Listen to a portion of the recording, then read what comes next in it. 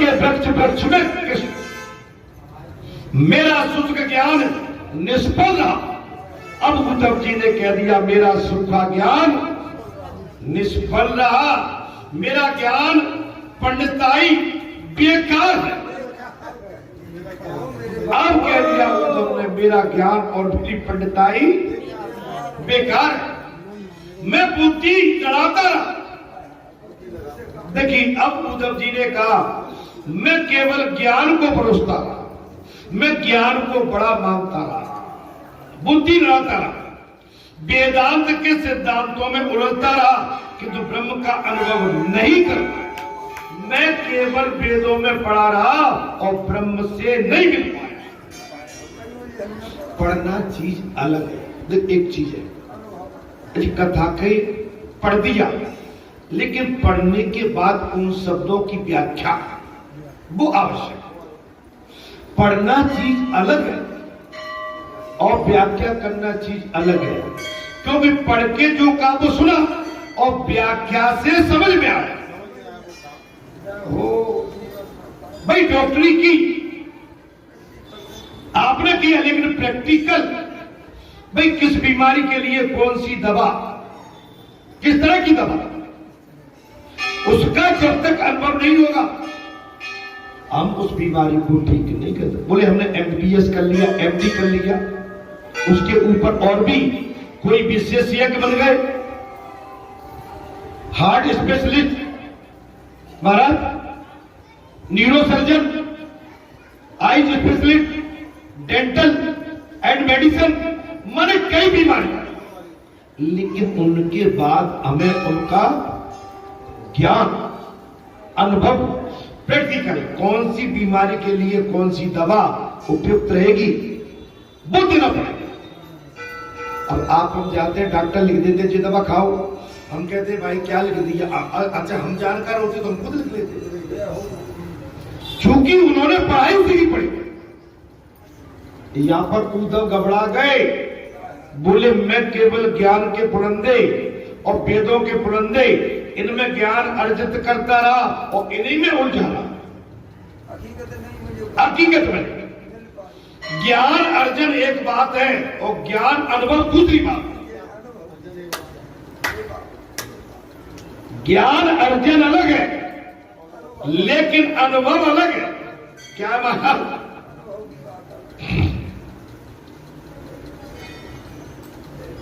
ज्ञान अर्जन अलग है।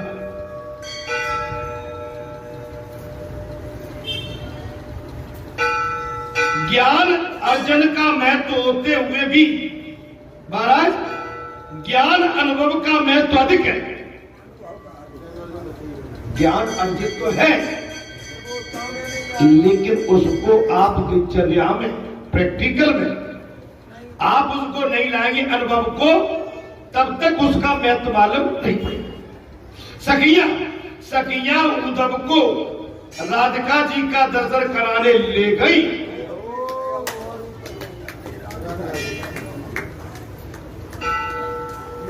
आपका मन तो भर गया होगा वैसे, सुनते सुनते आपके कान तो थक गए होंगे, बैठे बैठे आपके पैर तो दुखते होंगे।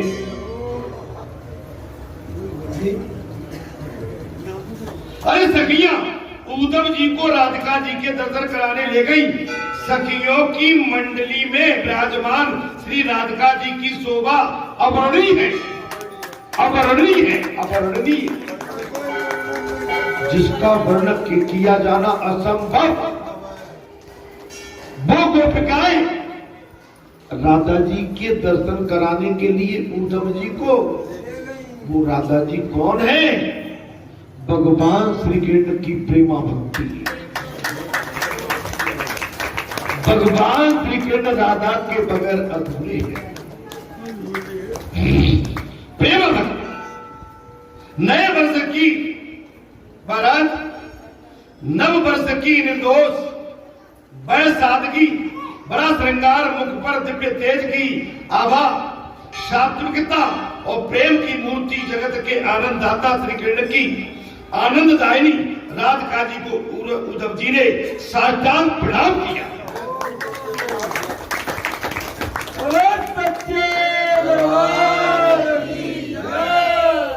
व्याख्या कैसे की है, अलंकृत कैसे किया गया। आप समझिए, भगवान सुखदेव जी ने राजा परीक्षित के सामने माने दादाजी का परिचय कैसे दिया हमारा। नव वर्ष की निर्दोष कोमल, नव वर्ष की तरह निर्दोष, वह सादगी भरा, श्रृंगार मुख पर दिव्य तेज की शोभा। माने श्रृंगार क्या कर रहा है, तेज, वही श्रृंगार। सात्विकता माने बिल्कुल सात्विकता माने क्या बोलते हैं, सात्विक। और प्रेम की मूर्ति, उनके दर्शन करते ही उनके मुखाग्र बिंदु से प्रेम झलक रहा है। देखो मैं आपसे फिर कहता हूं, आप किसी से मिलती है ना, आपके चेहरे पर प्रेम झलक रहा है। और ये नहीं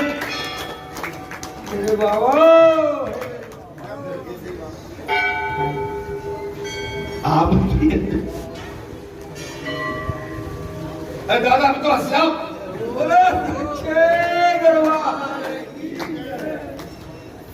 आप भरी सभा में मुस्कुराए नहीं तो कुछ भी नहीं किया। मुस्कुराए किसके लिए, भगवान के लिए। उस सभा में कौन है, परमात्मा।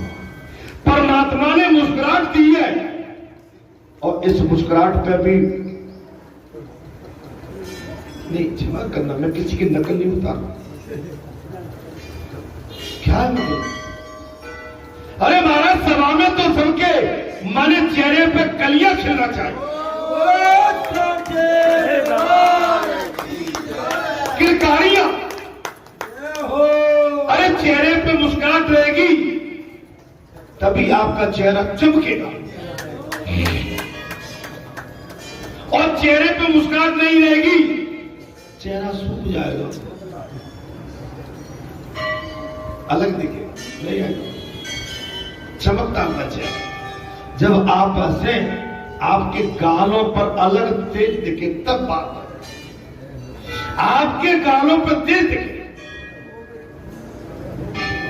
तेल भी दिखे, तेज भी, और तिल भी दिखे। यह हो, अगर आपके माथे पे तिल है और गाल पे, तो फिर आपको काली कारों से लगाने की जरूरत है।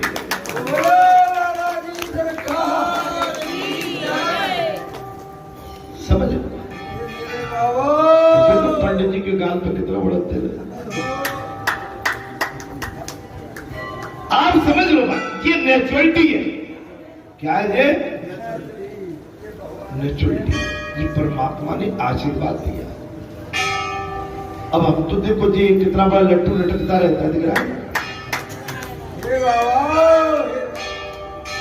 हालांकि आलस दे रहा है हाथ में, तो क्या करूं जी, भगवान का कुछ थोड़ा तो है। और सोच रहा हूं कि ये तो परमात्मा इसको अपने आप जय श्री राम करी देंगे भाई। बोलो सच्चिदानंद भगवान। उद्धव जी गहरी सोच में डूब गए हैं। गोपिकाओं ने नंद यशोदा,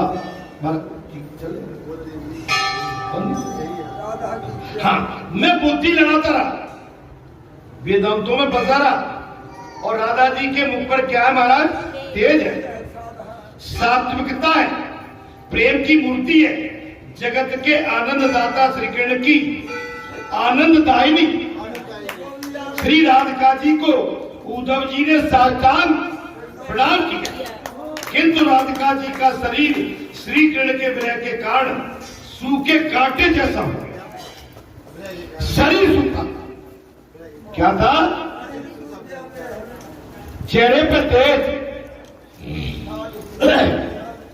लेकिन शरीर का भगवान श्री कृष्ण के प्रेम में कांटे जैसा सूखा।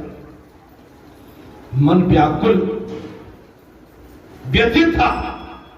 मन कैसा था, राधा रानी का व्याकुल व्यथित, केस रूखे सूखे और बिखरे हुए थे।